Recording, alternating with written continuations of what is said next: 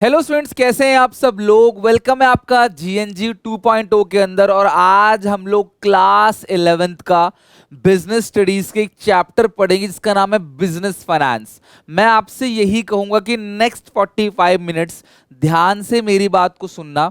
ये चैप्टर बहुत ज्यादा इंपॉर्टेंट है क्योंकि जैसे हमारी बॉडी को जिंदा रहने के लिए ब्लड की जरूरत है, हमारी बॉडी में ब्लड फ्लो करता है इसीलिए हम लोग जिंदा रहते हैं। किसी भी बिजनेस के जिंदा रहने की मेन वजह उसका फाइनेंस है। तो फाइनेंस को लाइफ ब्लड ऑफ बिजनेस भी कहते हैं। इस पूरे के पूरे चैप्टर को समझने से आप लोगों को रियल लाइफ की काफी नॉलेज मिलेगी। आप सब अपना खुद का भी बिजनेस स्टार्ट करोगे तो फंड्स कैसे रेज करने हैं उसका आइडिया मिलेगा। फिर आप किसी बिजनेस में as a company secretary, as a chartered accountant join करते हो तो आप उनको भी आइडिया दे सकते हो फंड्स को कैसे रेज करना है। एज अ फाइनेंस मैनेजर भी आप काम कर सकते हो। और प्लस सबसे ज्यादा जरूरी बात कि आपके क्लास 12th में और आगे जो भी आप चीजें करने वाले हो उसमें भी आपको इस चैप्टर का बहुत बड़ा रोल मिलेगा। तो अच्छे से समझते हैं, बहुत प्यार से इजी वे में तुम्हें समझा दूंगा।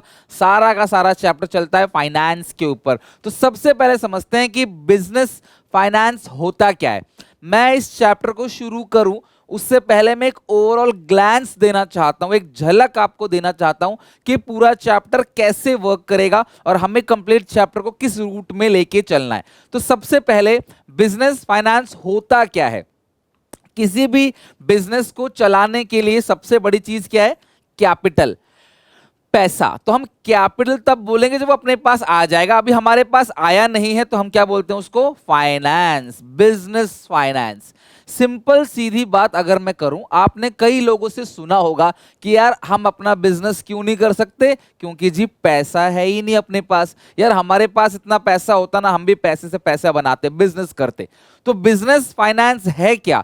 बिजनेस को चलाने के लिए जो पैसों की जरूरत है that is called business finance. तो business finance refers to capital fund and credit fund invested in the business. जो भी पैसा आपने क्लास उधार लेकर बिजनेस में लगाया है उसी को बोलते हैं बिजनेस फाइनेंस। बिजनेस फाइनेंस में be defined as planning, raising, managing and controlling all the money used or capital fund of any kind used in connection with the business।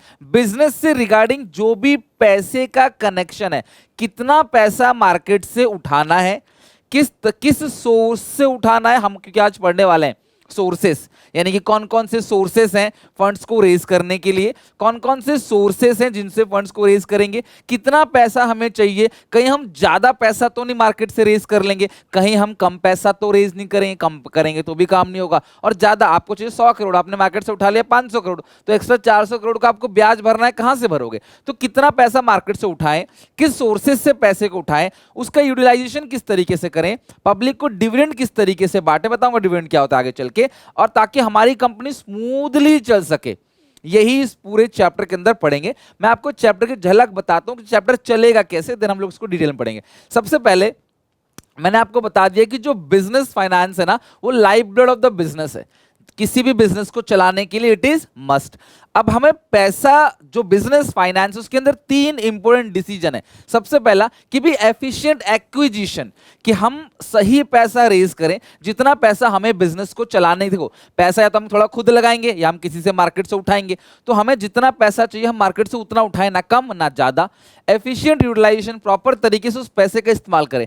अपने पैसे को आप लापरवाही से खर्च कर सकते हो लेकिन दूसरे का पैसा है तो आपको अच्छे से खर्च करना पड़ेगा। अब अपनी गाड़ी चलाते हो, आप लापरवाही चलाओ, कैसे चलाओ कोई टोकेगा नहीं आपको, लेकिन अगर आप किसी की दूसरे की गाड़ी मांग के लाए तो उसको सही से चलाओ क्योंकि वो दूसरे का है। तो पब्लिक का भी पैसा जो है वो समझ लो किस तरीके से हम यूटिलाइज करेंगे ताकि स्मूथली बिजनेस को चला पाए। डिस्ट्रीब्यूशन ऑफ सरप्लस, जो भी हमारे पास प्रॉफिट आया है उसका स्मूथली हम बंटवारा कर सके ताकि हमारी कंपनी जो है ना वो स्मूथली चल सके। ऐसा ना हो कि कभी क्रेडिटर्स को पेमेंट करनी हो, कोई कमिटमेंट है हमारे पास जो पैसा ही नहीं है, ये प्रॉब्लम क्रिएट नहीं होनी चाहिए। दूसरी बात, ये जो बिजनेस फाइनेंस है इसको हम लोग क्या करते हैं? प्लानिंग करते हैं, कितना पैसा रेज करना है, कहां कहां खर्च करना है, प्रॉपर तरीके से। क्यों करते हैं?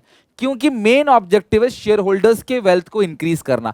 शेयर होल्डर्स कौन होते हैं? कंपनी के मालिक, ओनर्स या मेंबर्स बोलते हैं। जिन जिन ने कंपनी में पैसा लगाया है उनको बोलते हैं शेयर होल्डर्स। और शेयर होल्डर्स का अगर आप भला कर दोगे ना, समझ लो सबका भला अपने आप हो जाएगा, क्योंकि सबसे लास्ट में पेमेंट मालिक को ही जाती है। अगर मालिक का भला हो गया समझ लो इससे पहले जिनकी पेमेंट गई है सबका भला हो गया। अच्छा, फंड्स क्यों चाहिए? सर पैसा क्यों चाहिए बिजनेस को चलाने के लिए? देखो बिजनेस को चलाने के लिए पैसा ही तो चाहिए। किस लिए चाहिए? Fix capital requirement. आप अगर कोई भी बिजनेस चलाओगे तो लैंड, बिल्डिंग, प्लांट, मशीनरी खरीदोगे ना, तो उसके लिए क्या चाहिए? पैसा चाहिए। पर लैंड, बिल्डिंग, प्लांट, मशीनरी को खरीदने के लिए जो पैसा चाहिए उसी को बोलते हैं फिक्स कैपिटल। मान लो मुझे बिल्डिंग बनाने के लिए 50 करोड़ रुपए की जरूरत है, तो ये 50 करोड़ रुपए क्या है? फिक्स कैपिटल है। तो हम इस चैप्टर में सीखेंगे कि ये 50 करोड़ रुपए कैसे रेज करने हैं। दूसरा, क्या सिर्फ बिल्डिंग, मशीन, प्लांट खरीदने से बात बन जाएगी? हमें स्टॉक खरीदना पड़ेगा, रॉ मटेरियल खरीदना पड़ेगा, डे टू डे हमारे एक्सपेंसेस होंगे, उसके लिए जो पैसा चाहिए उसको बोलते हैं वर्किंग कैपिटल रिक्वायरमेंट। कुल मिला के समझ लो, फिक्स एसेट्स के लिए फिक्स कैपिटल, करंट एसेट के लिए वर्किंग कैपिटल। तो हमें इसलिए पैसा चाहिए। तो सर पैसा आएगा कहां से? अब जरा ये भी बता दो। तो पैसे आने के सोर्स क्या है? Source of business finance. तो ये समझ आ गया, पहला पेज आपको अच्छे से, ये बेसिक अंडरस्टैंडिंग है कि पैसा क्यों चाहिए और पैसा फिर दूसरा कहां से चाहिए पैसा। तो हमारे पास ना जो सोर्सेस हैं वो तीन अलग अलग बेसिस पे हमने बांट दिए। पहला बेसिस ऑन टाइम, दूसरा बेसिस ऑफ ओनरशिप, तीसरा है बेसिस ऑफ जनरेशन। जो सबसे ज्यादा इंपॉर्टेंट है वो है बेसिस ऑफ ओनरशिप, जो हमें इस चैप्टर के अंदर पढ़ना है। तो अब पैसा रेस करेंगे तो क्या पता कम समय के लिए रेस करें, short term up to 1 year, 1 साल के बाद लौटा देंगे जी आपको, विद इन 1 ईयर लौटा देंगे। अगला मीडियम टर्म 1 से 5 साल तक जनरली माना जाता है। अगला है लॉन्ग टर्म 5 साल से प्लस। ये कोई फिक्स टाइम नहीं है, ये आम तौर पे जनरली माना जाता है कि भाई शॉर्ट टर्म अगर है तो अप टू 1 ईयर, और मीडियम और लॉन्ग टर्म है तो मतलब 1 से ज्यादा, 1 साल से ज्यादा लौटाते हैं। मीडियम में 5 साल और 15 साल, 20 साल, 10 साल के लिए लिया है तो फिर वो लॉन्ग टर्म। तो हम फंड्स को रेस कर सकते हैं शॉर्ट टर्म के लिए। हम एक बिजनेसमैन है और हम एज अ बिजनेसमैन इस चैप्टर को पढ़ रहे हैं, तो हम फंड्स को लॉन्ग टर्म के लिए रेज कर सकते हैं, शॉर्ट टर्म के लिए और या फिर मीडियम टर्म के लिए। उसको बोलते हैं on the basis of time. दूसरा on the basis of ownership. Ownership के बेसिस पे दो फंड होते हैं, बहुत इंपॉर्टेंट है, ओनर्स फंड, बोरोड फंड। नाम से पता पड़ रहा है ओनर्स फंड का मतलब क्या है? मालिक ने ये पैसा खुद लगाया है। मैंने अपने घर से, अपने घर की जमीन जायदाद गहने बेचकर मैं बिजनेस में 50 लाख रुपए लेके आ रहा हूं, तो मेरी ओनर फंड है। मैं अपनी पुरानी सेविंग से, जो मैंने आज तक जिंदगी में जोड़ा था, उन सबको लेके आ रहा हूं बिजनेस में स्टार्ट करने के लिए, that is called owner's fund. Owner fund का मतलब क्या होता है? इक्विटी शेयर्स, मैं आगे डिटेल में बताऊं क्या क्या होता है equity shares. Equity shares, reserves, preference shares, ये तीनों के तीनों क्या होते हैं? Owner fund. यानी ये तीनों ओनर का खुद का मिलाया हुआ पैसा है, खुद का लगाया हुआ पैसा है। दूसरा होता है बोरोड फंड। आप खुद से नहीं लगाना चाहते, आप उधार लेना चाहते हो। मैं क्यों सारा पैसा लगाऊं बिजनेस के अंदर अपना, सारा पैसा डूब जाएगा तो मैं उधार लूंगा, बोरोड फंड। तो जब हम उधार लेते हैं, आउटसाइडर से पैसे को रेस करते हैं, एक्सटर्नल सोर्सेज से पैसे को रेस करते हैं, उसको बोलते हैं बोरोड फंड, उधार लिया है। और अगर आप अपना पैसा लगाते हो उसको बोलते हैं ओनर फंड। ठीक है, अपना पैसा लगाओगे तो आपको प्रॉफिट का एक हिस्सा मिलेगा जिसको बोलते हैं डिविडेंड। डिविडेंड क्या होता है? लाभांश, हिंदी में बोलते हैं लाभांश। प्रॉफिट का एक हिस्सा जो शेयर होल्डर्स को बांटा जाता है। शेयर होल्डर्स वो है जिन्होंने कंपनी में हिस्सेदारी ली है और कंपनी के मालिक हैं। आपको पता है मैं रिलायंस का मालिक भी हूं। आपको सुन के लगेगा सर मजाक कर रहे हैं, आप मालिक हो रिलायंस के? हाँ, मैं बिल्कुल रिलायंस का मालिक हूं, क्योंकि रिलायंस के 4-5 शेयर मेरे पास भी हैं, एमआरएफ के 3-4 शेयर मेरे पास भी हैं। तो मैं रिलायंस का और एमआरएफ का मालिक हूं, लेकिन मैं बहुत छोटा सा, तुच्छ सा मालिक हूं।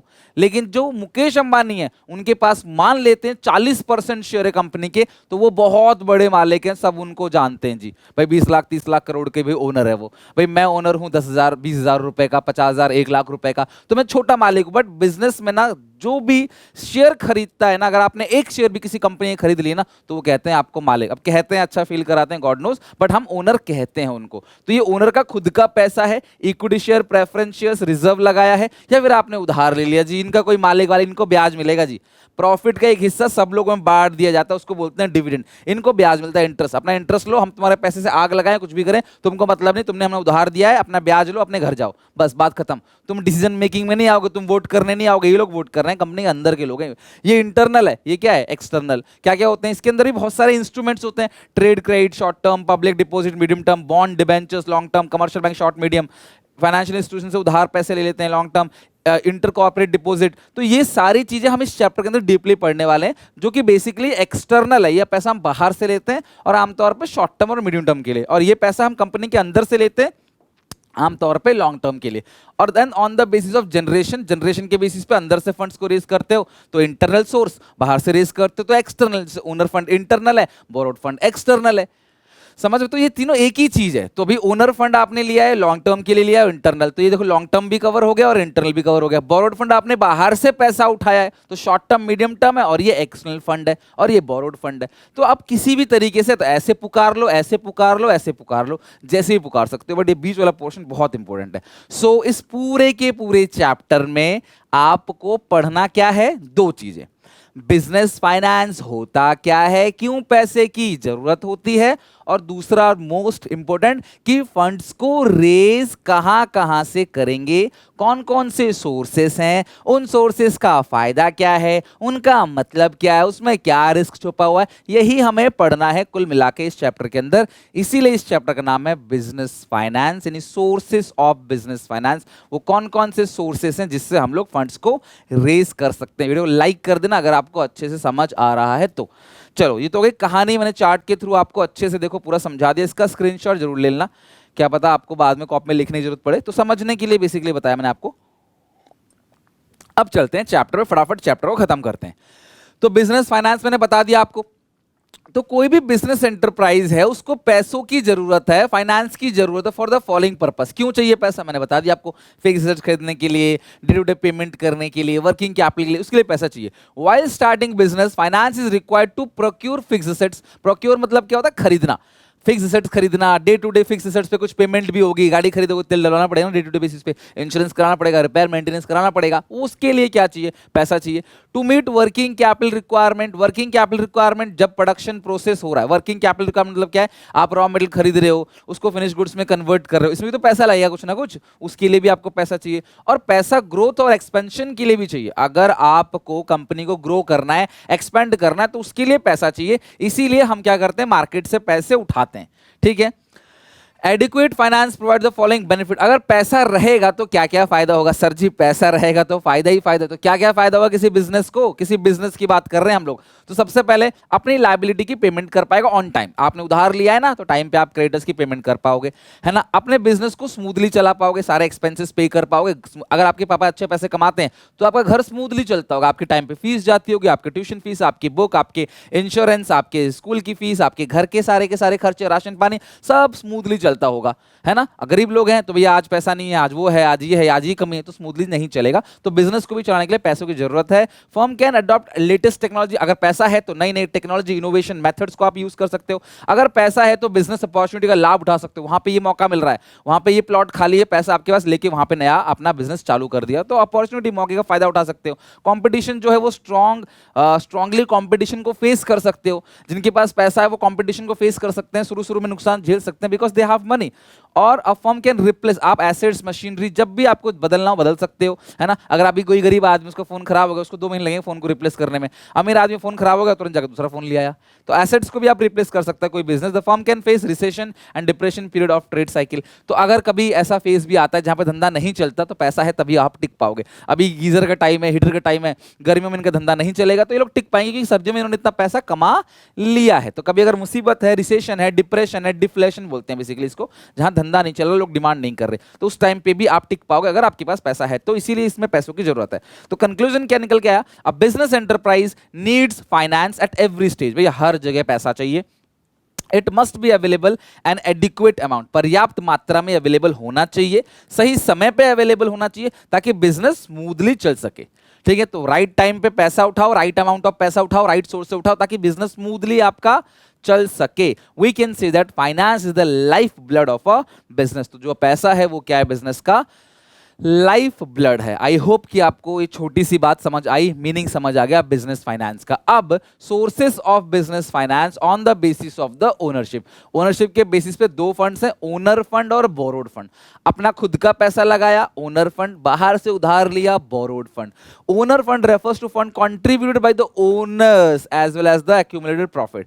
ओनर ने पैसा अपना लगाया, साथ में वो जो धंधा कर रहे हैं इतने सालों से, जो पैसा एक्यूमुलेट किया है ना, जो प्रॉफिट इकट्ठा किया, इसी को बोलते हैं रिजर्व्स। मैंने अभी आपको बताया भी था, रिजर्व्स या रिटेन अर्निंग, इसको क्या बोलते हैं? Retain earning. वो अर्निंग जो आपने रिटेन कर लिया। This fund remains with in the company. ये पैसा कंपनी के अंदर है और हमें किसी बाहर वाले को पैसा ये लौटाने की जरूरत नहीं है। Example equity shares, preference shares और रिटेन अर्निंग। रिटेन अर्निंग मतलब रिजर्व।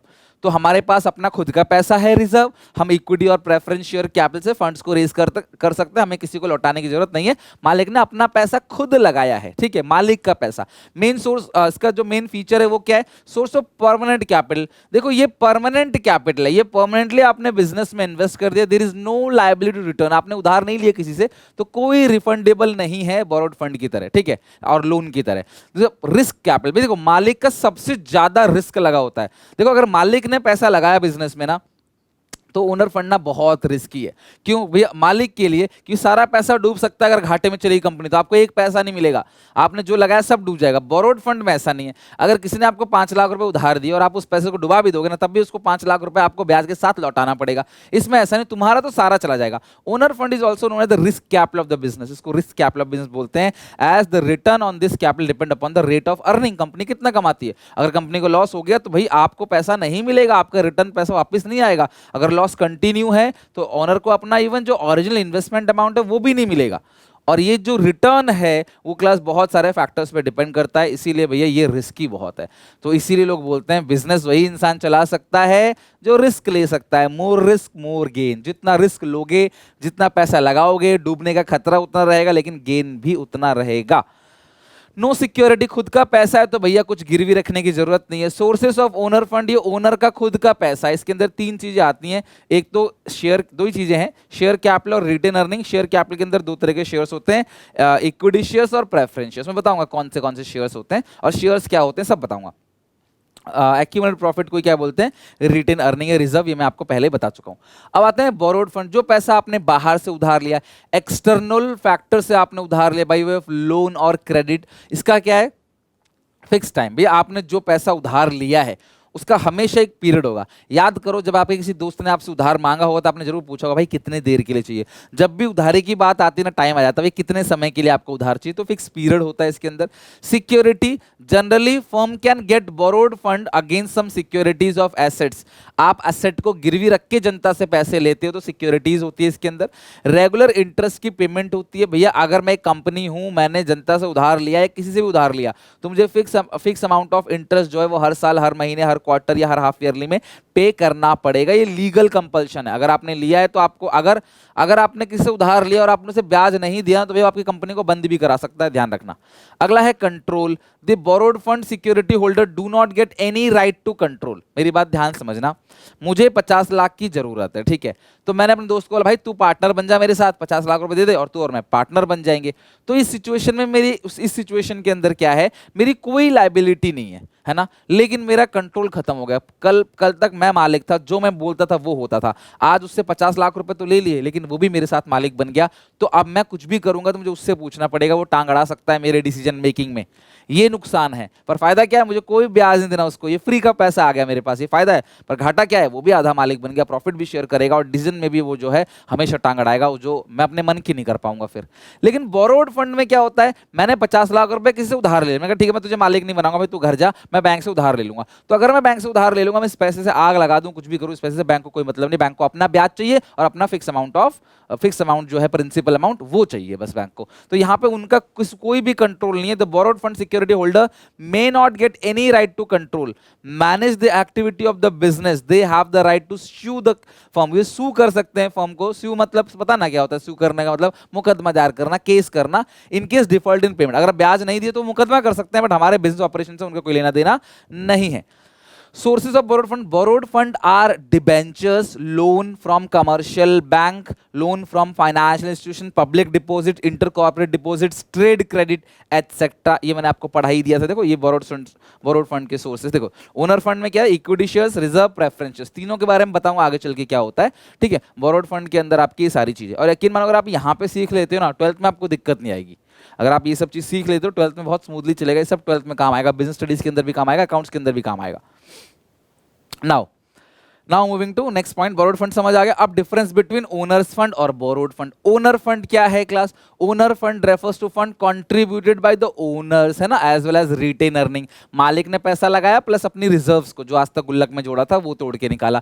लेकिन ये वो पैसा है क्लास जो हम बाहर वालों से लेते हैं, लाइक लोन और क्रेडिट के रूप में। ओनर फंड सोर्स ऑफ, ये परमानेंट कैपिटल आपने लगा दिया, रिटर्न का कोई लफड़ा नहीं है, लेकिन ये एक फिक्स पीरियड ऑफ टाइम के लिए होता है, 6 महीने, साल, 2 साल, 5 साल, 10 साल, 15 साल। नो सिक्योरिटी, यहाँ पे कोई सिक्योरिटी जरूरत नहीं है, और यहाँ पे क्लास आपको सिक्योरिटी कुछ ना कुछ गिरवी रखनी पड़ती है, चाहे वो फिक्स एसेट हो चाहे वो करंट एसेट। फिक्स एसेट को फिक्स चार्ज बोलते हैं, करंट एसेट को फ्लोटिंग चार्ज बोलते हैं। खैर बहुत डीपली आपको जाना नहीं, जितना लिखा है बस उतना ध्यान रखो। Owner fund contributes control, owner fund का कंपनी पे कंट्रोल होता है। अगर मैं दोस्त को पार्टनर बना लूंगा तो भाई उस पर कंट्रोल हो जाएगा। और बोरोड फंड पे क्लास किसी प्रकार का कोई भी कंट्रोल नहीं मिलता, आपको सिर्फ ब्याज मिलेगा। The sources of owner fund, owner fund के सोर्सेज क्या है? Share capital, retained earnings. ये बेसिकली शेयर कैपिटल के अंदर इक्विटी शेयर, प्रेफरेंस शेयर, दो शेयर्स आते हैं। रिजर्व हो गया, GDR global deposit receipt, American deposit receipts और इंडियन डिपॉजिट रिसीट्स। ये बेसिकली क्या है? इंटरनेशनल फंड्स को प्रोक्योर करने के लिए होता है। अगर हम बाहर से फंड्स को रेज कर रहे हैं फॉरेन करेंसी में, या फॉरेनर इंडिया में इन्वेस्ट कर रहे हैं, तो इन सोर्सेज का यूज किया जाता है। अमेरिकन बेसिकली अमेरिका के जो स्टॉक मार्केट है वहां से फंड्स को रेज किया जाता है या इशू किए जाते हैं सर्टिफिकेट्स। जीडीआर बेसिकली जो इंटरनेशनल बैंक्स हैं उनके द्वारा इशू किए जाते हैं, बट इनको पढ़ना नहीं है तो इतना लोड लेने की जरूरत नहीं इनकी। बस आप ध्यान रखो जो ओनर फंड के सोर्सेज है वो दो ही है, शेयर कैपिटल और रिजर्व एंड सरप्लस, बस इतना ध्यान रखो। रिजर्व एंड सरप्लस, रिजर्व मतलब प्रॉफिट्स में से बचा के रख रहा है, सरप्लस मतलब profit. Reserve and surplus, reserve and surplus, surplus मतलब प्रॉफिट, रिजर्व मतलब जो पैसा आपने पास्ट ईयर में बचा कर रखा है, accumulated profit. Sources of borrowed fund कौन से? Debentures, trade credit, loan, public deposits, ये सब बोरोड फंड है और ये आपके ओनर फंड हो गया। Right to return, owner fund को क्लास कोई रिटर्न पैसा नहीं मिलता, रेगुलर रिटर्न नहीं होता। प्रॉफिट कमाएंगे, प्रॉफिट का हिस्सा मिलेगा, वो भी बोर्ड डिसाइड करेगा। कंपनी में बोर्ड ऑफ मेंबर्स होते हैं, वो डिसाइड करेंगे। Borrowed fund security holders have legal right, उनको तो भाई लीगल राइट है, उनको रेगुलर रिटर्न मिलना ही मिलना है। इनका कोई लीगल राइट नहीं है, कंपनी कमाएगी तो बढ़ जाएगा, नहीं कमाएगी तो नहीं बटेगा। Owner fund security holders are primary risk bearer, भैया पहले रिस्क यही बियर करते हैं, कंपनी डूब गया तो सब कुछ इनका चला जाएगा। बोरोड फंड जो है इनका कोई रिस्क नहीं है, कंपनी डूबे चाहे कंपनी फ्लरिश करे, हमें तो अपना ब्याज मिलेगा ही मिलेगा। Sources of raising finance, finance को रेज करेंगे, दो सोर्सेस हैं, ओनर फंड, बोरोड फंड। अभी मैंने बताया इक्विटी, प्रेफरेंस और रिटेन अर्निंग, ये तीनों क्लास जो है वो इंटरनेशनल वाला छोड़ दो, उसको नहीं पढ़ना हमने। इक्विटी, प्रेफरेंस और रिटेन अर्निंग ये तीनों ओनर फंड है। अब इन तीनों का मतलब समझाऊंगा अभी मैं आपको। और बोरोड फंड में debenture, loan from financial institution, loan from commercial bank, public deposit, trade credits और आईसीडी इंटर कोऑपरेटिव डिपॉजिट, ये जो सोर्सेस है ये बोरोड फंड है। तो हमें इस चैप्टर में कुछ नहीं पढ़ना, इन्हीं दोनों को एक्सप्लेन करना है, खत्म चैप्टर पूरा। तो आपको इनमें से कोई भी चीज पूछी जा सकती है। सबसे ज्यादा चांस है ओनर फंड्स के, और सेकंड नंबर पे जो चांस है वो है आपके डिबेंचर्स के, जो जनरली यूज किए जाएंगे लॉन्ग टर्म तक। बाकी आपसे पेपर में पूछने को तो आपके टीचर कुछ भी पूछ सकते हैं, पूछ लेना क्या इंपॉर्टेंट है और उसको अच्छे से करके चले जाना। 11th का कोई फिक्स वो नहीं होता, पैटर्न नहीं होता, तो teacher can ask anything depending upon school. Like teacher बोलेगी कि ये चैप्टर मैंने नहीं पढ़ा, मैं नहीं दूंगी, तो भाई 11th में नहीं आएगा, बट 12th में ऐसा नहीं है, वो बोर्ड सीबीएसई का पेपर आता है सीबीएसई की तरफ से। चलो तो सर अच्छा, कुल मिला के हमें कहानी समझ आ गई, हमें इन्हीं के बारे में डिटेल में पढ़ना है। यस, अब हमें इनके बारे में पढ़ना है डिटेल में, और हमारा चैप्टर जो हो गया खत्म। तो सबसे पहले आते हैं issue of shares. Owner fund में long term source of finance, यानी कंपनी शेयर्स इशू करती है, तो शेयर है क्या वो समझते हैं, उसके बाद हम आगे बात करेंगे, ठीक है। अब मान लो कोई कंपनी है जिसका नाम है XYZ लिमिटेड। देखो कंपनी भी दो तरह की होती है, एक प्राइवेट कंपनी, एक पब्लिक कंपनी। अभी मैं आपको से बता देता हूँ डिटेल में कि पब्लिक कंपनी क्या होती है, जो पब्लिक से पैसे ले सकती है, इनके पास अधिकार है कि आम जनता से पैसे ले सकती है। इनको चाहिए 100 करोड़ रुपए बिजनेस को चलाने के लिए। क्या चाहिए इनको? 100 करोड़। तो ये एक इंसान से तो 100 करोड़ रुपए ले नहीं लेंगे कि हमें 100 करोड़ चाहिए तो एक इंसान से बोलो 100 करोड़, नहीं। तो ये क्या करेंगे, 100 करोड़ का सबसे स्मॉलेस्ट यूनिट जो है वो इकट्ठा करेंगे, वो है 10 रुपए। वो बोलेंगे हमारे एक शेयर, हमारी कंपनी में एक शेयर की जो हिस्सेदारी है वो 10 रुपए है। अगर कंपनी एक प्रचार निकालेगी, इन्विटेशन निकालेगी कि आओ हमारी कंपनी में इन्वेस्ट करो, हम एक बड़ी कंपनी है, हम रियल स्टेट प्रोजेक्ट बनाते हैं, हम बड़े बड़े प्रोजेक्ट बनाते हैं, बहुत फायदा होता है उसमें, आप सबको फायदा होगा, हमारा एक शेयर आज 10 रुपए का है, आओ हमारी कंपनी में इन्वेस्ट करो। एक आदमी आया, बोला भैया मुझे एक शेयर दे दो, 10 रुपए के हिसाब से उसने हमें दे दिए 10 रुपए। तो जो शेयर, ये जो टोटल 100 करोड़ रुपए हमें जुटाने हैं, इसको बोलते हैं शेयर कैपिटल। अच्छा, अगर मालिक अपना पैसा खुद लगाता है उसको कैपिटल बोलते हैं। यहां पे मालिक हजारों हैं। अच्छा, एक पब्लिक कंपनी में सर कितने मालिक हो सकते हैं? अनगिनत, लाखों करोड़ों मालिक हो सकते हैं किसी भी कंपनी के। तो उसमें से इस बंदे ने एक शेयर खरीदा तो ये भी मालिक हो गया, इसने हमें 10 रुपए दे दिए। एक बंदा और आया, उसने बोला मुझे 1 लाख शेयर खरीदने हैं। मैंने बोला भाई 10 रुपए का एक है, तो मेरे को उसने कितने दे दिए? 10 लाख रुपए दे दिए। फिर एक बंदा आया, मुझे बोला 1 करोड़ शेयर खरीदने हैं, 10 रुपए उसने मुझे दे दिए, तो मेरे पास कितने रुपए आ गए? 1 करोड़, 10 करोड़ रुपए आ गए। इसी तरीके से मेरे को अलग अलग लोग अप्लाई करेंगे मेरी कंपनी में अपने बजट के हिसाब से, और मेरे पास 10 रुपए से शुरू होकर 100 करोड़ रुपए की पूरी कैपिटल बन जाएगी। इस कैपिटल बोलते हैं शेयर कैपिटल। और इस एक शेयर, जो एक सबसे छोटा यूनिट है, उसी को बोलते हैं शेयर, सबसे छोटी हिस्सेदारी। इसी को क्या बोलते हैं? शेयर, कि मेरा एक शेयर है। आई क्लास बात समझ?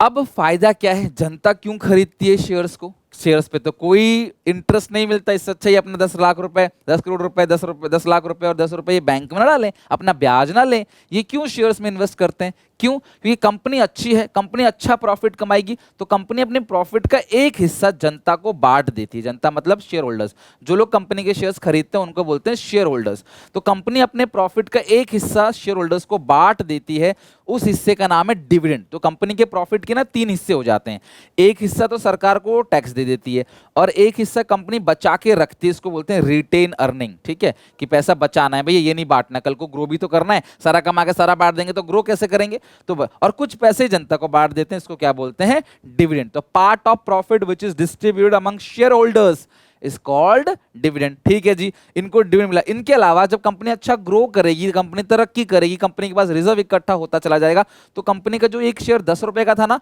वो कंपनी का एक शेयर जो है वो 15 रुपए का हो जाएगा, 20 रुपए का हो जाएगा, 100 रुपए का हो जाएगा, 1000 रुपए का भी हो जाएगा, डिपेंडिंग अपॉन ग्रोथ। तो मैं मालिक हूं, 10 शेयर, मेरे पास एक शेयर है, तो मेरा 10 रुपए का पैसा अब 15 हो गया, इसका 10 लाख का हो गया 15 लाख, इसका 10 करोड़ का हो गया 15 करोड़। तो जितना मोटा पैसा लगाओगे उतनी ज्यादा आपका पैसा क्या है? ग्रो करेगा। अब 10 रुपए से 15 रुपए वाला ज्यादा खुश नहीं होगा, 10 लाख से 15 वाला ज्यादा खुश नहीं होगा, लेकिन 10 करोड़ से 15 करोड़ बढ़ गया तो ये ज्यादा खुश होगा। तो डिपेंडिंग अपॉन इन्वेस्टमेंट, जितना ज्यादा पैसा लगाओगे तो उतना कंपनी ग्रो करेगा। लेकिन यहाँ एक रिस्क भी छुपा हुआ है कि अगर कल को ये शेयर 10 की जगह 8 का हो गया तो इसका 10 रुपए 8 रुपए रह जाएगा, ये 8 का हो गया तो इसका 10 लाख 8 लाख रह जाएगा, ये 10 करोड़ 8 करोड़ हो जाएगा। तो पैसा घट भी सकता है, बढ़ भी कर सकता है, depending upon the business of the market. क्या है मार्केट, कहाँ स्टैंड करता है, बिजनेस कैसा कर रही है कंपनी, उस पर शेयर के प्राइस बढ़ेंगे और घटेंगे, बढ़ेंगे तुम्हारा फायदा, घटेंगे तुम्हारा नुकसान। तो यही प्राइमरी रिस्क होल्डर है। शेयर अगर कंपनी डूबा तो तुम्हारा डूबेगा, ब्याज वालों को तो पूरा ब्याज मिलेगा, शेयर का प्राइस 0 भी हो जाए, कंपनी घाटे में चले जाए, कोई मतलब नहीं, लॉस में भी उनको ब्याज देना पड़ेगा। घर से दो ब्याज, बेच के दो, घर से इन द सेंस की कंपनी से दो, पैसा बेच के दो। तो ये समझ में आ गया शेयर होता क्या है? तो जो टोटल कैपिटल की सबसे छोटी यूनिट है उसको बोलते हैं शेयर। तो share is the smallest unit in which owner capital of company is divided. तो जो 10 करोड़ रुपए, 100 करोड़ चाहिए आपको, एक शेयर 10 रुपए का है, इसका मतलब आपको 10 करोड़ शेयर इशू करने हैं जनता को ऑफ ₹10 ईच। 10 करोड़ शेयर आपको इशू करने हैं 10 के भाव से, तो इकट्ठा कितना होगा आपके पास? 100 करोड़ रुपए। अच्छा, अब शेयर्स दो टाइप के होते हैं, इक्विटी शेयर्स और प्रेफरेंस शेयर्स। अब शेयर्स के लिए कंपनीज एक्ट में लिखा हुआ है 2 तरह के शेयर्स होते हैं। तो इक्विटी शेयर्स क्या होता है? Equity shares are the most important source of raising long term capital. The equity shares are those shares which do not carry any special or preference rights of the company of annual dividend. Company का जो भी profit होगा ना, उसमें उनको fix कितना मिलेगा ये नहीं पता भाई। इक्विटी शेयर्स कंपनी के अंदर के लोग होते हैं, कंपनी कमाएगी तो मिलेगा, नहीं कमाएगी नहीं मिलेगा, ये अंदर के लोग हैं। मेहमान घर आएंगे, पहले मेहमानों को दे देंगे खाना पीना सब कुछ, बचेगा तो हम खाएंगे, नहीं बचेगा तो हम नहीं खाएंगे, तो ये अंदर के लोग हैं। रीपेमेंट ऑफ कैपिटल और डिविडेंड और रीपेमेंट की भी कोई गारंटी नहीं है। At the time of winding up मतलब कंपनी जब बंद होती है, also capital of equity shares return only after the every claim has been settle. ध्यान रखना, इक्विटी शेयर होल्डर्स वो शेयर होल्डर्स होते हैं जो कंपनी के अंदर के लोग होते हैं, उनके पास वोटिंग राइट होता है, वो हर जगह वोट कर सकते हैं, डिसीजन मेकिंग में पार्टिसिपेट कर सकते हैं, लेकिन प्रॉफिट का कोई फिक्स अमाउंट उनको नहीं मिलेगा। कंपनी जब भी प्रॉफिट कमाएगी सबसे पहले सबको दे देगी, सबको, like creditor, bank loan, other expenses सारे पे कर देगी। फिर एक और शेयर होल्डर्स होते हैं जिनका नाम होता है प्रेफरेंस शेयर। शेयर दो टाइप के होते हैं, इक्विटी और प्रेफरेंस। प्रेफरेंस वालों को पेमेंट दे देगी, फिर जो बचेगा, फिर जो अमाउंट बचेगा वो अमाउंट किसको मिलेगा? इक्विटी वालों को। ज्यादा मिला तो ज्यादा बचा ज्यादा मिलेगा, कम बचा कम मिलेगा, नहीं मिला नहीं बचा तो नहीं मिलेगा भैया। तो ये कंपनी के अंदर के लोग होते हैं। फीचर्स ऑफ इक्विटी शेयर्स, पहली बात प्राइमरी रिस्क बियर, ये सबसे पहली चीज, ये प्राइमरी रिस्क बियर है, यही सबसे ज्यादा रिस्क बियर करते हैं क्योंकि मिलना कुछ है नहीं और कंपनी में सारा पैसा भी इनका डूब सकता है। Claim over residual income, residual मतलब जो बच गया, सबको देने के बाद जो बचा उसी में इनका क्लेम है। The equity shareholders have claim over the left over income of the company only. Left over में ही मिलेगा, they get share in the income left after satisfying the claim of all creditor outsider preference shareholder. सबको देने के बाद जो बचा उसी में इनको मिलेगा।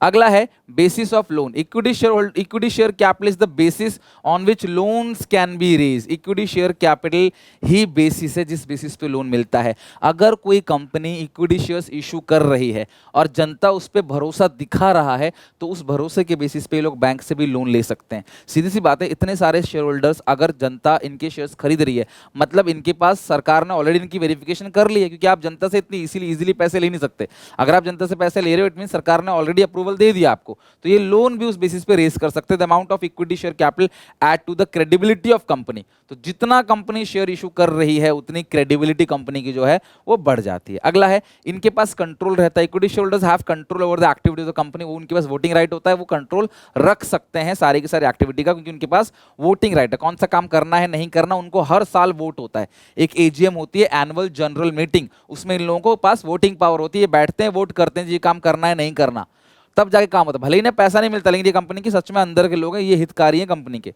अगला higher profit. The rate of interest of debenture and rate of preference dividend वो फिक्स होता है। जो प्रेफरेंस शेयर होल्डर्स है और जो डिबेंचर्स उनको फिक्स मिलता है। लेकिन कंपनी के पास बहुत ज्यादा प्रॉफिट हुआ मान लो और फिक्स का देने के बाद बहुत सारा बच गया तो वो सारा इक्विटी वालों को मिलेगा। ये फायदा भी है। अगर कंपनी को बहुत सारा फायदा हो गया, भाई जिसने उधार दिया उसको तो फिक्स अमाउंट ऑफ इंटरेस्ट मिलेगा, फिर जितना ज्यादा बचेगा वो सारा का सारा ये बांटेंगे, तो इनके पास हायर प्रॉफिट कमाने का मौका भी होता है। अगला क्या है, प्रीएम्प्टेड राइट। ध्यान रखना, कंपनी ने इक्विटी शेयर्स इशू कर दिए, कंपनी चाह रही है फ्यूचर में शेयर इशू करना, तो सबसे पहले कंपनी फ्यूचर में इन लोगों को पूछेगी, जो एग्जिस्टिंग शेयर होल्डर है ना उनको कंपनी पूछेगी क्या तुमको और शेयर चाहिए, हम और शेयर इशू कर रहे हैं, तुमको चाहिए तुम ले लो। इसको बोलते हैं राइट इशू। क्या बोलते हैं इसको? Right issue. ये सब धीरे धीरे ना कॉन्सेप्ट क्लियर होंगे आपके 12th में चल के, चिंता नहीं करो, यहां बेस बन रहा है। राइट इशू कहने का सिंपल सा मतलब है कि ये तुम्हारा अधिकार है कि हम कभी भी नया शेयर लॉन्च करेंगे तो हम तुमको पूछेंगे और तुमको कम दाम पे देंगे, तुम लेते हो ठीक है, नहीं तो हम ये किसी और को देंगे, ये तुम्हारा अधिकार है। उनको ज्यादा दाम पे देंगे, तुमको कम दाम पे देंगे। लाइक मेरे पास कोई बच्चा 12th में पढ़ रहा है, ऑलरेडी मैं पढ़ाता नहीं 12th में पेड बैच, अगर कोई पढ़ रहा है तो मुझसे कह सकता हूँ भाई तुम सीयूईटी का बैच ले लो, तुमको 20% डिस्काउंट दे देंगे, हम और किसी को डिस्काउंट नहीं देंगे।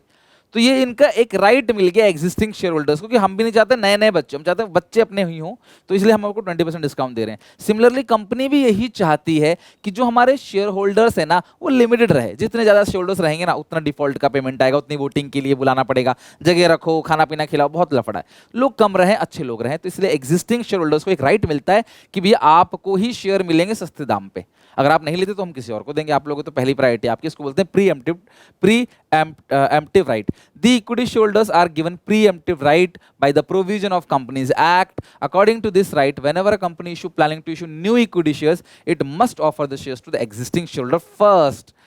If existing shareholder refuse to buy the new issue, then only a company shall offer to the general public. तभी वो आम जनता को इशू करेगा, अदरवाइज नहीं। अगला permanent capital. Equity shareholders provide the permanent fund of company. यहाँ पे कोई फिक्स टाइम नहीं है कि रिटर्न करना है, फिक्स रेट ऑफ डिविडेंड नहीं है, तो भैया ये आपका फिक्स कुछ नहीं है, परमानेंट कैपिटल लगाओ और भूल जाओ, खत्म बात। अगर आपको फ्यूचर में पैसा चाहिए तो बेच दो किसी और को, लेकिन कंपनी से उम्मीद मत करो कंपनी कुछ आपको देगा, आप किसी और को बेच सकते हो, ठीक है। नेक्स्ट है प्रेफरेंस शेयर्स। ये भी ओनर फंड है, रिटेन अर्निंग भी ओनर फंड है। तो प्रेफरेंस शेयर क्या है? Preference shares are those shares which get preference over equity. नाम से पता चल रहा है प्रेफरेंस दी जाएगी, इक्विटी से इनको प्रेफरेंस दी जाएगी। जैसे महिलाओं के लिए सीट रिजर्व होते हैं, महिलाओं को प्रेफरेंस दी जाती है, बूढ़े लोगों को, छोटे बच्चों को, अरे भाई आप बैठ जाओ हम खड़े हो जाते हैं मेट्रो में, वही प्रेफरेंस है। हम प्रेफरेंस वालों को बोलते हैं भैया आप पहले ले लो, अपना फिक्स ले लो जो लेना हो, हमारा प्रेफरेंस नहीं, हम तो बाद में ले लेंगे। तो प्रेफरेंस मतलब इक्विटी से इनको प्रेफरेंस मिलता है और इनको कंपनी बंद होगी तो इनका पैसा उनको लौटाया जाएगा, इनके पैसे की रीपेमेंट की जाएगी और उनको फिक्स अमाउंट ऑफ डिविडेंड हर साल मिलेगा। जब भी आप प्रेफरेंस शेयर्स देखो ऐसा लिखा होगा 9% प्रेफरेंस शेयर्स, ऐसा लिखा होगा। तो ये जो 9% है ये फिक्स रेट ऑफ डिविडेंड है, प्रॉफिट का 9% तो इनको मिलेगा ही मिलेगा, फिर जो बचेगा वो इक्विटी शेयरहोल्डर्स को मिलेगा, जितना भी बचे, राइट। रिजर्व टैक्स काटने के बाद तो कई बार नहीं बचता उनको, पर इनका फिक्स है। तो शेयर होल्डर दो हैं, ओनर फंड के अंदर इक्विटी शेयर्स और प्रेफरेंस शेयर्स, दो टाइप के शेयर होल्डर्स, दोनों है ओनर फंड ही, लेकिन इनको फिक्स रेट ऑफ डिविडेंड मिलता है, इनको प्रेफरेंस मिलती है हर जगह। कंपनी अगर बंद होगी तो पहले इनका पैसा लौटाया जाएगा, इक्विटी वाले अंदर है, सबसे लास्ट में मिलेगा, कुछ बचेगा तो मिलेगा नहीं तो मिलेगा, ये इनको पहले मिलेगा। नाम ही क्या है? प्रेफरेंस। इनका फिक्स रेट ऑफ डिविडेंड होता है। फ्यूचर की बात करें, कोई सिक्योरिटी नहीं है, सिक्योरिटी देखो किसी के लिए नहीं है, ना इक्विटी के लिए ना प्रेफरेंस के लिए। वोटिंग राइट, इनके पास आमतौर पर वोटिंग राइट नहीं होते, कुछ ऐसे स्पेशल केसेस हैं जहां पे उनका नेसेसरी आना, वहीं पे वोटिंग राइट होता है। आमतौर पे इनको वोटिंग करने का अधिकार हर सिचुएशन में नहीं है। The preference shares holders do not get voting right under the general condition. However if the preference share holder get voting right, देखो कब मिलेगा, अगर उनका आपने डिविडेंड नहीं दिया 2 साल है उससे ज्यादा, यार उनका प्रेफरेंस शेयर होल्डर्स है, वो आप उनको डिविडेंड नहीं दे रहे, उनको प्रेफरेंस मिलती है डिविडेंड में, आप क्यों नहीं दे रहे उनको? अगर 2 साल या उससे ज्यादा आपने नहीं दिया तो भी वो वोटिंग भी कर पाएंगे। और भी स्पेशल केसेस होते हैं जहां पे अलाउ होता है, बट इन जनरल अगर कोई पूछे, they do not have voting right. Equity वालों के पास होती है voting right. Hybrid security, preference shares are called hybrid, है ना, मिक्स सिक्योरिटी, क्योंकि भैया यहाँ पे इक्विटी और डिबेंचर दोनों के फीचर्स हैं। इनको फिक्स रेट ऑफ डिविडेंड तो मिलता है, तो वहां पे कोई सिक्योरिटी नहीं था इक्विटी वालों को, बट इनको थोड़ी बहुत सिक्योरिटी तो है कि भैया इनको फिक्स रेट ऑफ डिविडेंड तो मिलेगा। हाँ, पैसा ऑब्वियसली डूबेगा इनका भी, लेकिन फिक्स रेट ऑफ डिविडेंड तो मिलेगा ना इनको, तो ये हाइब्रिड हो गया। Helps to collect large amount of funds. The preference shares helps to collect a huge amount of fund because courteous investors, जो सावधान इन्वेस्टर्स होते हैं, जो कहते हैं नहीं भैया हम इक्विटी में इन्वेस्ट नहीं करेंगे, हमें मिलना कुछ नहीं है और पैसा डूब भी सकता है, उनको कहते नहीं, हम प्रेफरेंस में इन्वेस्ट करेंगे जहां पे हमें कम से कम फिक्स रेट ऑफ डिविडेंड तो मिलेगा। हमारा तो पैसा ग्रो होगा इक्विटी की तरह ही, लेकिन फिक्स रेट ऑफ डिविडेंड तो मिलेगा। तो इससे क्या होता है, जो बड़े बड़े इन्वेस्टर्स है जो रिस्क कम लेना चाहते हैं, वो भी वो भी आते हैं फंड्स देने के लिए, तो यहां से हम फंड्स को बड़े अमाउंट में रेज कर सकते हैं। No fix liability, dividend to preference shareholders is paid only when the company earning profit. वैसे प्रेफरेंस शेयर्स के भी अलग अलग टाइप होते हैं, cumulative preference shares, non cumulative preference shares, redeemable preference shares, non redeemable, तो बहुत आगे की बात है। फिलहाल आप सिर्फ इतना जानो कि जो डिविडेंड है प्रेफरेंस शेयर होल्डर्स को, वो तभी देंगे जब प्रॉफिट होगा। सर डिविडेंड का मतलब क्या होता है, मैंने बता दिया, पार्ट ऑफ प्रॉफिट। जब प्रॉफिट है ही नहीं तो कहां से देंगे डिविडेंड? तो इन जनरल अगर प्रॉफिट है तो भैया आपको डिविडेंड देना है, लेकिन लोन में ऐसा नहीं है। लोन में प्रॉफिट हो चाहे ना हो, कुछ भी हो जाए, तुम आग लग जाओ, भाई हमारा इंटरेस्ट हमें टाइम पे मिलना चाहिए, तो हम तुम्हारी कंपनी बंद करवा देंगे, ठीक है। नो फिक्स लायबिलिटी, मतलब मुकदमा करेंगे, जेल में भी डाल देंगे, अगर कंपनी बंद हो ही गई, मान लो जल गया तो जेल में डाल देंगे। तो इक्विटी शेयर्स क्या है? अच्छा, एक शेयर की जो वैल्यू होती है, जैसे एक शेयर की वैल्यू मैंने कहा 10 रुपए, इस 10 रुपए को बोलते हैं face value. The face value of equity shares is generally low. Equity share की फेस वैल्यू जनरली कम होती है, जैसे मैंने खुद ही 10 रुपए से लिया है। और प्रेफरेंस शेयर्स की जो फेस वैल्यू है ना, वो जनरली ज्यादा होती है, तो यहाँ पे इसकी कम, इसकी ज्यादा। इनको डिविडेंड मिलेगा प्रेफरेंस वालों को देने के बाद, और प्रेफरेंस वालों को डिविडेंड मिलेगा इक्विटी शेयर होल्डर से पहले। तो इनको बाद में मिलेगा इनसे, और इनको पहले मिलेगा इनसे, वही लिखा हुआ है। Equity share holders get all the voting rights in a company. इनके पास सारी की सारी वोटिंग राइट्स होती हैं, ध्यान रखना, इक्विटी वालों के पास ऑल दी वोटिंग राइट्स होती है, और प्रेफरेंस शेयर वालों के पास कोई भी वोटिंग राइट नॉर्मल केस में नहीं होता। अट्रैक्शन की बात करें तो equity shares attract bold and adventure investor. जो रिस्क लेना चाहते हैं ना, ये उनको अट्रैक्ट करता है, और जो कंजर्वेटिव है, जो ज्यादा रिस्क नहीं लेना चाहते कि यार फिक्स अमाउंट ऑफ इंटरेस्ट मिल जाए हमें, तो हमें डिविडेंड मिल जाए, उसको वो लेते हैं प्रेफरेंस शेयर्स। रिस्क की बात करें, इक्विटी शेयर्स जो है primary risk bearer of company है, प्राइमरी रिस्क बियरर, और ये इनका रिस्क का मतलब यहाँ पे मोर रिस्क है, यहाँ लेस रिस्क है, क्योंकि हाइब्रिड है।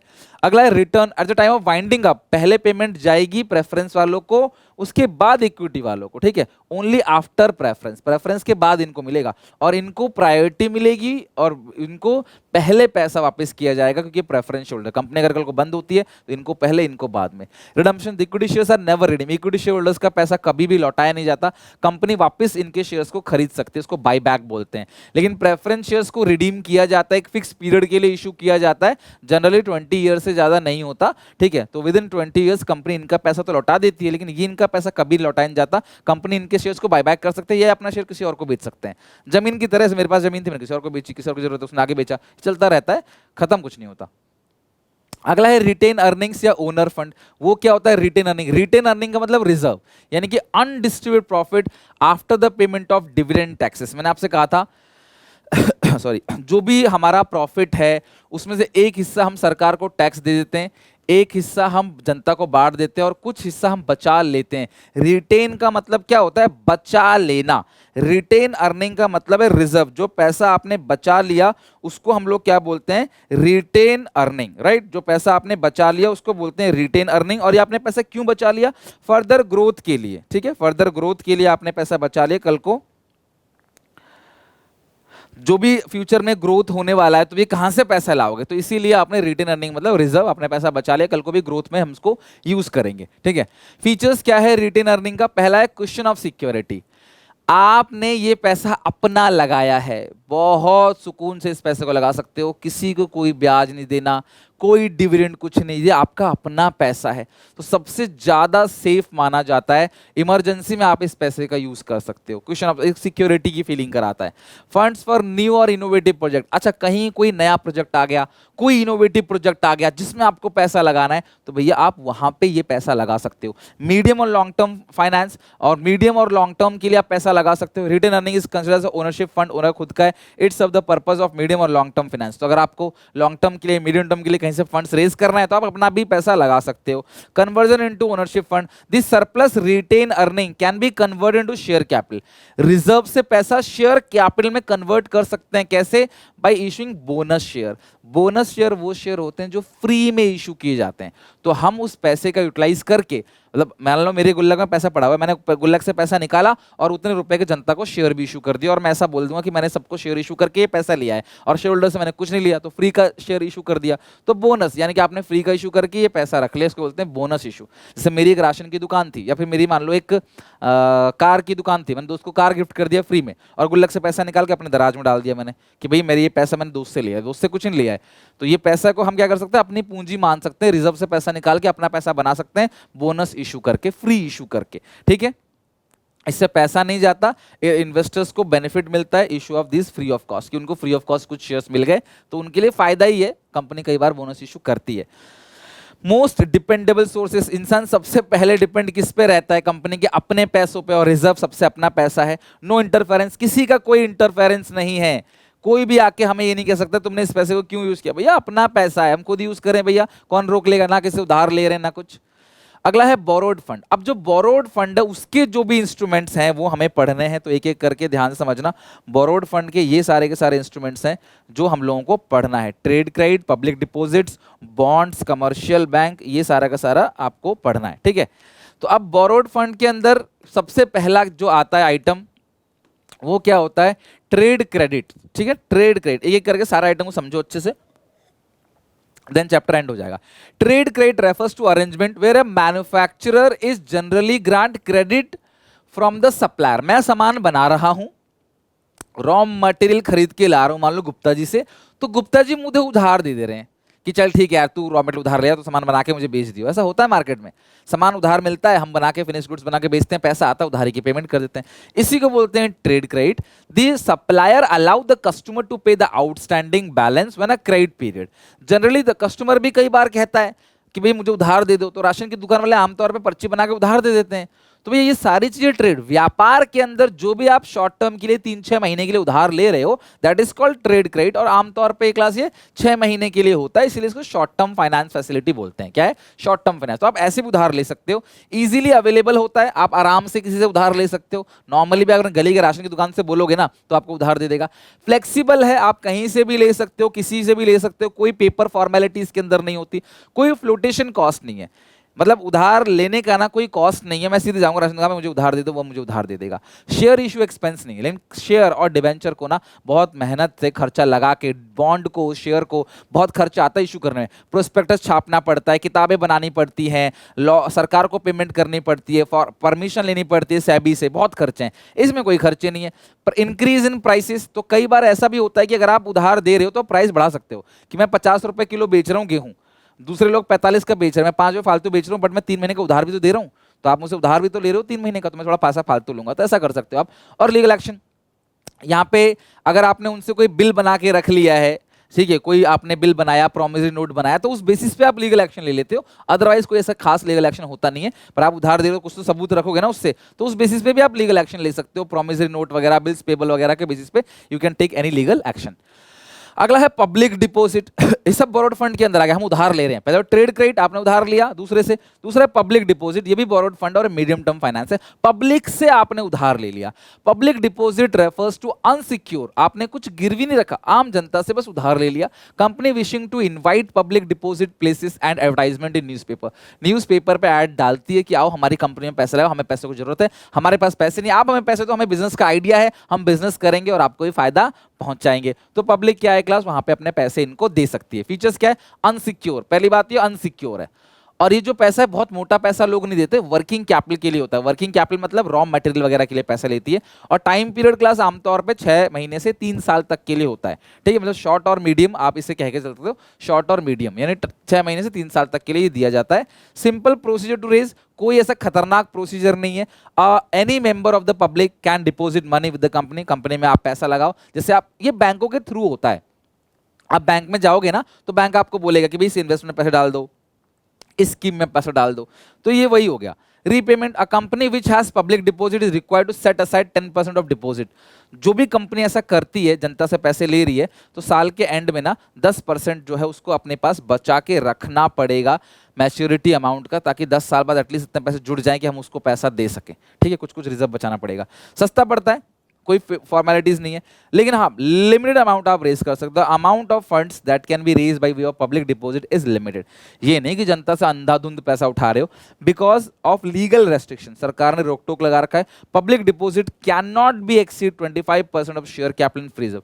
आपकी जो शेयर कैपिटल है आपकी कंपनी में, और जो भी फ्री रिजर्व है जिसे आप डिविडेंड के रूप में बांट सकते हो, बेसिकली जनरल रिजर्व को बोलते हैं फ्री रिजर्व, तो इन दोनों के सम का 25% से ज्यादा आप पब्लिक डिपॉजिट नहीं ले सकते। ये लाइन आप ध्यान रखना। अगला है बॉन्ड और डिबेंचर, लॉन्ग टर्म फाइनेंस होता है, बहुत इंपॉर्टेंट है। Debentures are common security issue under the borrowed fund capital. Debenture are the instruments for raising long term debt capital. लंबे समय के लिए पैसा लेते हैं तो वो डिबेंचर है। एक तो बोरोड फंड है, आपने उधार लिया है, फिक्स रेट ऑफ इंटरेस्ट। जब भी आप डिबेंचर देखोगे उसके नाम के आगे एक परसेंटेज लगा होगा, इसको कूपन रेट या इंटरेस्ट रेट बोलते हैं। मतलब डिबेंचर होल्डर्स को उन्होंने जितना भी पैसा दिया है उधार, उस पर 8% का उनको इंटरेस्ट मिलेगा ही मिलेगा। यानी ये जो है क्लास 8% का इंटरेस्ट मिलेगा ही मिलेगा। तो ये एक तरीके का आप समझ के चलो फिक्स रेट ऑफ इंटरेस्ट है जो डिबेंचर होल्डर्स को दिया जाता है। Fix rate of interest, compulsory payment of interest, इनकी इंटरेस्ट अगर नहीं दोगे तो कंपनी को ये बंद भी करा सकते हैं, सू कर सकते हैं आपके ऊपर, ठीक है। अगला है सिक्योरिटी मतलब आपको स्यू करेंगे भैया कि आपने पैसा नहीं दिया तो मुकदमा डालेंगे आपकी कंपनी के ऊपर, आपके ऊपर कि भैया आपने उधार लिया लेकिन आप पैसा नहीं दे रहे। तो अगर आपको सू से बचना है तो भैया फिर आपको उनको टाइम पे इंटरेस्ट देना पड़ेगा। सिक्योरिटी, कुछ ना कुछ फिक्स एसेट्स या करंट एसेट को गिरवी रखा जाता है पेपर वर्क में, तब जाके जनता से डिबेंचर्स को लिया जाता है। रिडीमेबल, इनका पेमेंट कर दिया जाता है ना, 10 साल 5 साल 8 साल 20 साल, उसके अंदर अंदर इनको इनका पेमेंट करना ही है। रिडीमेबल है, कोई वोटिंग राइट नहीं होता क्लास। और जब डिबेंचर होल्डर बहुत सारे होते हैं ना तो एक ट्रस्टी भी अपॉइंट करती है कंपनी। वो ट्रस्टी कौन होता है? वो ट्रस्टी भले आदमी सज्जन लोग होते हैं। ये लोग ये ख्याल रखेंगे कि जो भी कंपनी ने अपने लीगल टर्म्स बना रखे हैं या जो भी शर्तें हैं वो शर्तें सही से पूरी हो रही है कि नहीं हो रही, ये डिबेंचर होल्डर्स का ध्यान रखते हैं। बेसिकली जो कंपनी के शेयर खरीदेंगे they are called share holders, जिन्होंने कंपनी के डिबेंचर खरीदे they are called debenture holders. तो ये ध्यान रखते हैं ट्रस्टी लोग कि डिबेंचर होल्डर्स को उनका इंटरेस्ट मिले, उनका जो भी लाभ है वो मिले, कोई डूबे ना। तो ये लोग ट्रस्टी है, सबके बिहाफ में ध्यान रखते हैं। तो क्या डिफरेंस है शेयर्स और डिबेंचर्स में? क्लास 12th में ये दोनों चैप्टर पढ़ोगे आप। अकाउंट्स के अंदर एक चैप्टर है शेयर कैपिटल, एक चैप्टर है डिबेंचर्स, ठीक है। Shares are consider part of owner fund और डिबेंचर बोरोड फंड। सबसे पहले समझ आ गया नेचर। दूसरा स्टेटस, शेयर होल्डर्स जो है वो कंपनी के ओनर होते हैं, डिबेंचर होल्डर क्रेडिटर होते हैं क्योंकि हमने इनसे उधार लिया है। इनके पास वोटिंग राइट होती है, इनके पास कोई वोटिंग राइट नहीं होती। इनके पास कंट्रोल होता है कंपनी का क्योंकि वोटिंग करते हैं। इनके पास कोई कंट्रोल नहीं है, भैया उधारी दो अपने घर जाओ। Equity share holders have no right to get regular, इसे कोई रिटर्न नहीं मिलेगा, है ना। और इनको जो है क्लास प्रॉफिट हो चाहे ना हो भैया इनको रिटर्न मिलेगा, इंटरेस्ट मिलेगा। नो एसेट, यहाँ पे कोई एसेट गिरवी रखती नहीं कंपनी शेयर इशू करने के लिए, बट डिबेंचर कंपनी इशू करती है, डिबेंचर होल्डर के पास गिरवी रखती है एसेट, सिर्फ कागज में, है ना। एक्चुअली उठा के देती, पेपर वर्क होता है बस। तो कंपनी कहती है अगर तुमको कल को पैसा नहीं मिलेगा तो ये जो हमने गिरवी रखा है हम इसको बेच के तुमको पहले पैसा देंगे, तुम चिंता मत करो। तभी तो लोग पैसा देंगे ना, तभी तो लोग उधार देंगे ना कंपनी को। Share redemption, except redeemable preference shares. मैंने कहा था बहुत सारे प्रेफरेंस शेयर्स होते हैं, एक रिडीमेबल प्रेफरेंस शेयर्स भी है बट उसका टाइप आपको पढ़ना नहीं है, 12th में पढ़ोगे।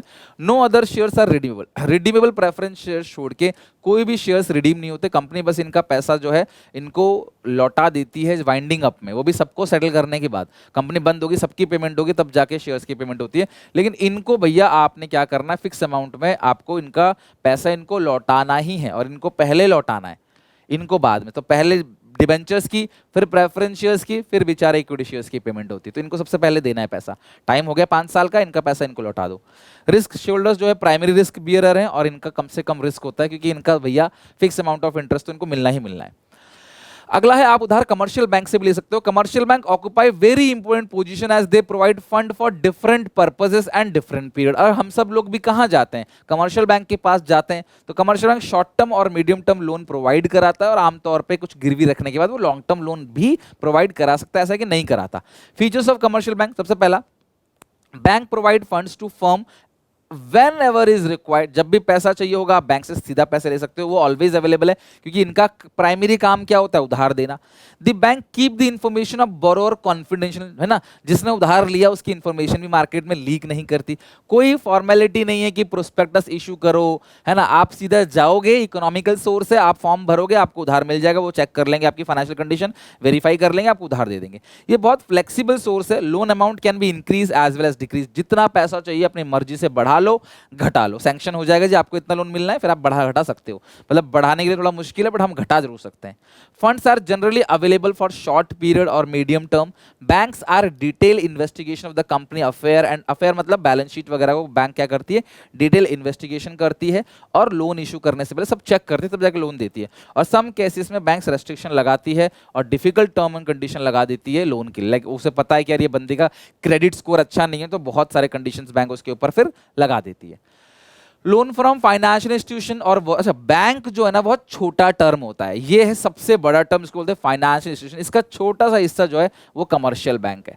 तो जो फाइनेंशियल इंस्टीट्यूशन है वो बड़ा टर्म है और इनका काम ही क्या होता है, लोगों को उधार बांटना। The main purpose of financial institution is granting loan to others for business purpose, for consumption purpose, for whatever purpose, ठीक है। तो public financial institutions are refer to a lending, इनका काम क्या है, लेंडिंग करना। डेवलपमेंट बैंक और financial institution, these there must be financial institution to provide financial assistance. ये लोग हेल्प भी करते हैं, इंडस्ट्रीज को गाइड भी करते हैं, फाइनेंशियली हेल्प भी करते हैं, उनको उधार भी देते हैं। तो फाइनेंशियल इंस्टीट्यूशन का सोर्स क्या है, मतलब फीचर्स क्या है, पहला लॉन्ग टर्म फाइनेंस, ये आप आमतौर पर लंबे समय के लिए आपको उधार देंगे। साथ में आपको पैसे को कैसे यूज करना है, एक मैनेजरल एडवाइस भी देंगे, इनका एडवाइजर होता है जो आपको समझाएगा भी पैसे कैसे यूज करना है। मीडियम लॉन्ग टर्म के लिए उधार देते हैं। सब्सक्राइबर ऑफ सिक्योरिटीज, ध्यान रखना कि आपकी जो भी सिक्योरिटीज हैं उनको भी ये सब्सक्राइब कर लेंगे। मतलब अगर आप एक कंपनी हो, आप शेयर इशू कर रहे हो, तो आपके शेयर्स भी खरीद लेंगे ये। और अंडर राइटर्स का भी काम करते हैं ये। जैसे अंडर राइटर कौन होते हैं, जैसे मैं एक कंपनी हूँ, ठीक है, और मैंने सोचा कि मुझे भाई 100 करोड़ रुपए फंड पब्लिक से रेज करने हैं, तो ये लोग आएंगे मेरे पास, कहेंगे हम गारंटी लेते हैं आपको 100 करोड़ रुपए पब्लिक से हम लेके देंगे, समझ रहे हो। तो they are called underwriter. ये हमारे सारे के सारे शेयर्स बिकवा देंगे और फिर हम इनको कमीशन भी देते हैं, इसको बोलते हैं अंडर राइटिंग कमीशन। क्योंकि आपको शायद नहीं पता होगा, एक लॉ है जिसके अकॉर्डिंग अगर आप जनता से 100 करोड़ लेना चाहते हो, सेबी कहता है अगर आपने 90 करोड़ रुपए रेज नहीं किए या उससे कम रेज किया तो आपको सारा पैसा लौटा देना है, फिर आप इशू कंटिन्यू नहीं कर पाओगे। ये कुछ ऐसा है जैसे मुझे एक बैच बनाना है, अगर बैच में 50 बच्चे नहीं आए तो मैं बैच नहीं चलाऊंगा, तो अगर 40 बच्चे आए तो उनको पैसा लौटा दूंगा। तो मैं किसी एक इंसान से बोलूंगा भाई तू मेरे बैच में 50 बच्चे एनरोल करा दे, वो कहेगा मुझे कमीशन दे, तो मैं करा दूंगा, तो वो 50 बच्चे एनरोल करा देगा। नहीं हुए तो वो खुद अपने घर के बच्चों को भेजेगा, लेकिन 50 बच्चे बैठेंगे यहाँ पे। उसको क्या बोलते हैं, अंडर राइटर। प्रॉपर्टी में भी होता है, मेरी एक जमीन, एक खेत है जो मान लो 10,000 स्क्वायर मीटर का एक खेत है, मैं बोलता हूँ भाई तुम इसमें प्लॉटिंग करके बेच दो, वो कहते हैं हम सारा बेच देंगे, आप चिंता मत करो, आप खेत का राइट हमें दे दो, हम बेच देंगे। तो वो कौन होते हैं, अंडर राइटर। तो अंडर राइटर्स हैं, और अगर वो खेत नहीं बिका तो वो खुद भी प्लॉट खरीदेंगे। This is called subscriber of securities. ये लोन भी देते हैं, गारंटी भी देते हैं। गारंटी दे देंगे भैया कि भैया हम गारंटी ले रहे हैं, इसको लोन दे दो, समझ रहे हो बात को, गारंटी ऑफ लोन। और लोन इन फॉरेन करेंसी, अगर आपको विदेश में बिजनेस करना है तो ये फॉरेन करेंसी में भी आपको लोन दे देंगे, अगर आपको बाहर बिजनेस करना है तो। The last one is inter corporate deposit, ICD. ये शॉर्ट टर्म शॉर्ट फाइनेंस है। ये शॉर्ट टर्म फाइनेंस है, क्या है ध्यान समझना। It is the deposit made by one company with another company. नाम से पता पड़ रहा है, इंटर कॉर्पोरेट डिपॉजिट। एक कंपनी ने दूसरी कंपनी के पास कुछ पैसा जमा किया है, मतलब एक कंपनी दूसरी कंपनी से एक तरीके से क्या कर रही है, उधार ले रही है। This option for using finance is available to all public company whether having share capital और नॉट। तो जो इंटर कॉर्पोरेट डिपॉजिट है, इसका राइट हर कंपनी के पास है, एक दूसरे से पैसे ले सकते हैं, ट्रांसफर कर सकते हैं, चाहे उनके पास शेयर कैपिटल है चाहे उनके पास शेयर कैपिटल नहीं है। When a company acquire securities of another company, ठीक है, इट इंक्लूड्स कौन कौन, जब कंपनी सिक्योरिटीज, एक कंपनी दूसरी कंपनी की सिक्योरिटीज को खरीदती है, कंपनी लोन देती है दूसरी कंपनी को, when a company give guarantee to any person or institution who provide loan to the another company. In general we can say that when companies arrange fund from another company it is known as inter corporate deposit. एक company सोचती है मैं bank से क्यों लूं, मैं कहीं और से क्यों लूं, मैं सीधे दूसरे से ले लेता हूं ना, दूसरी कंपनी से उधार ले। रिलायंस कहती है मैं टाटा से ले लेता हूँ, टाटा कहती है कि भाई मैं अदानी से ले लेता हूँ उधार। तो एक दूसरे से हेल्प कर रहे हैं, अपना म्यूचुअल हेल्प से चल रहा है, एकोमोडेशन हेल्प से चल रहा है म्यूचुअली। तो फिर जरूरत क्या है बैंकों से उधार लेने का, फाइनेंशियल इंस्टीट्यूशन जाने का, शेयर इशू करने का, डिबेंचर इशू करने का, ट्रेड क्रेडिट इशू करने का? क्या जरूरत है? और क्या जरूरत है अपने पैसे लगाने का? अब दूसरे से ले लो, अपने साथ कलीग से आप पैसा ले लो। यही है इंटर कोऑपरेटिव डिपॉजिट। एक कंपनी दूसरी कंपनी से उधार ले लेती है, सिंपल बात है। और बहुत बहुत ईजी है ये। 3 types of inter cooperative deposit. 3 months deposit आमतौर पे 3 महीने के लिए होता है। This is a most common deposit to overcome the short term finance. अभी मुझे कम समय के लिए पैसा चाहिए, मैं क्या, अब एग्जांपल देता हूँ। मान लो कभी कभी ऐसा होता है मेरे पास आज पैसे नहीं है, मेरे पास अगले अगले हफ्ते पैसे आ जाएंगे और मुझे 2-4 लाख की जरूरत है। मैं क्या जाऊंगा अगले हफ्ते के लिए बैंक से लोन लेने के लिए? फॉर्मेलिटी करूंगा, प्रोसेसिंग फीस करूंगा, वेरिफिकेशन होगा, लीगल होगा, क्या जरूरत है? मैं सीधे उसको फोन कर, भाई तो यार मुझे 5 लाख रुपए दे दे, मैं तेरे को अगले हफ्ते दे दूंगा। उसको पता है यार 1 हफ्ते मिल जाना, मुझे दे देता है, मैं उसको अगले हफ्ते पैसा लौटा देता हूँ, खत्म काम, मुझे बैंक के पास जाने की जरूरत ही नहीं पड़ी। तो ये शॉर्ट टर्म है। The annual rate of interest जो है वो आमतौर पे 12% का होता है। ठीक है भाई, रेट ज्यादा मिले कोई बात नहीं, रेट का फायदा भी तो, रेट का नुकसान भी तो तभी होगा ना जब मुझे बहुत देर समय के लिए देना पड़ेगा। भाई हम लोग जाते हैं घूमने के लिए, पहाड़ों पे जाते हैं, बीचेस पे जाते हैं, वहां पे कमरा बहुत महंगा मिलता है, हम घर का किराया महीने का 10,000 देते हैं, वहां पे एक दिन का 10,000 होता है, पर हम देते हैं ना क्योंकि हमें हर 12 महीने नहीं देना, हमें एक ही दिन देना है। 10,000 देने हैं पर हमें एक ही दिन देना है, 12 महीने थोड़ी देना है, तो हम देख के आ जाते हैं। तो वही है, हमें छोटे समय के लिए चाहिए, अगर रेट भी ज्यादा है तो क्या दिक्कत है, कम समय के लिए तो चाहिए हमें, ब्याज कम मिलेगा। अगला 6 month, this means first class borrowers, जो फर्स्ट क्लास बोरोवर्स होते हैं इस पे जनरल इंटरेस्ट जो है वो 15% का होता है। और call depositor, this can be withdraw by lender by giving 1 day notice. ये जनरली शॉर्ट टर्म होता है, कॉल मनी टाइप का होता है, 1 डे का। The rate of interest 10%। The biggest advantage of ICD, ICD यानी कि inter cooperative deposit is that transactions are free from legal and bureaucratic hassle. कोई लीगल ब्यूरोक्रेटिक हैसल नहीं है, इजीली आपको पैसा मिल जाता है, कोई लफड़ेबाजी नहीं, सीधा फोन किया, पैसे दे दिया, भरोसे पे दे दिया या फिर कुछ पेपर वर्क करा के दे दिया, इजीली मिल जाता है। बस आपको इंटरेस्ट पे करना पड़ता है और आपको बिना हैसल फ्री लोन इजीली मिल जाता है। फीचर्स ऑफ आईसीडी, सीक्रेसी, आपने जिससे उधार लिया उसको पता है, आपके दोस्त को पता है, आपको पता है, और किसी को नहीं पता इसके बारे में। These deposits are suitable for borrowing company to solve their short term financial problems. कोई शॉर्ट टर्म फाइनेंस की नीड है उसके लिए आराम से आप एक कंपनी दूसरी कंपनी से उधार ले सकती है। Free from bureaucratic and legal problem, कोई लीगल प्रॉब्लम नहीं है, कोई लीगल वेरिफिकेशन नहीं है, वो कंपनी जनरली आपको जानती है और एक दूसरे से उधार लोग लेते रहते हैं। ठीक है। Not suitable for long term finance. अब भैया ये शॉर्ट टर्म के लिए ठीक है ना, अगर मैं दोस्त को फोन करूँ भाई तुझे 5 साल के लिए 5 लाख रुपए दे दे, शायद वो ना दे। भाई हफ्ते भर के लिए 2 दिन के लिए लोन कोई भी दे देता है। तो देखा होगा आपने, जो जो जो जो पैसे लेके भागने वाले लोग होते हैं ना, वो कहते हैं भाई तुम मुझे आज दे दे तो शाम को लौटा दूंगा। क्यों? क्योंकि आपको लगता है यार शाम को दे देगा, दे देता हूँ यार क्या दिक्कत है, वो लेके भाग जाते हैं फिर। तो भैया ये लॉन्ग टर्म के लिए काम नहीं करे। अगर वो आपको बोलेगा आज दे, मैं 2 साल में दूंगा, तुम कभी उसे उधार नहीं दोगे। वो कहते शाम को दे दूंगा, कल दे दूंगा, अगले हफ्ते दे दूंगा, सैलरी आएगी दे दूंगा, तो आप सोचते हैं यार दे देगा, जल्दी दे देगा, चलो कोई बात नहीं, और सोचते हैं चलो दे दो। तो वही है, ये सिर्फ शॉर्ट टर्म के लिए, लॉन्ग टर्म के लिए सुटेबल नहीं है और हाई रिस्क है, क्योंकि क्लास अनसिक्योर्ड है, तो ये बहुत रिस्क है। आपने पैसा लिया, क्या पता ना लौटाए, कोई लीगल वर्क तो इसमें ज्यादा होता नहीं, तो बहुत ज्यादा रिस्क होता है। और रेट ऑफ इंटरेस्ट जो है वो जनरली बैंक से ज्यादा होता है, तभी तो उसे लालच मिलेगा पैसे देने का। मेरा दोस्त मुझे क्यों देगा भैया 1 हफ्ते के लिए 5 लाख, मैं बोलूंगा 5 लाख दे, 10,000 फालतू ले लियो, तो वो दे देगा। कोई लीगल वर्क नहीं है, वो दे जरूर देगा, लेकिन वहाँ रिस्क भी है, क्या पता उसका 5 लाख ही ना लौटाऊं मैं। ठीक है, तो यहाँ पे रिस्क जो है वो ज्यादा होता है, रिस्क जो है वो ज्यादा है, क्योंकि बैंक का इंटरेस्ट रेट जो है वो भी ज्यादा होता है। बहुत सारी चीज थी, आई होप मैंने आपको अच्छे से पूरा का पूरा चैप्टर समझा दिया, पढ़ा दिया, आपको मजा आया होगा। तो बताना कमेंट सेक्शन में कैसा लगा, और अच्छे लगे लाइक करना, शेयर करना, तन मन धन से पढ़ाया है तो कमेंट प्यारा सा जरूर करना। कोई डाउट हो पूछना, मैं कमेंट्स में बता दूंगा। मिलते हैं नेक्स्ट वीडियो में, till then take care, bye bye.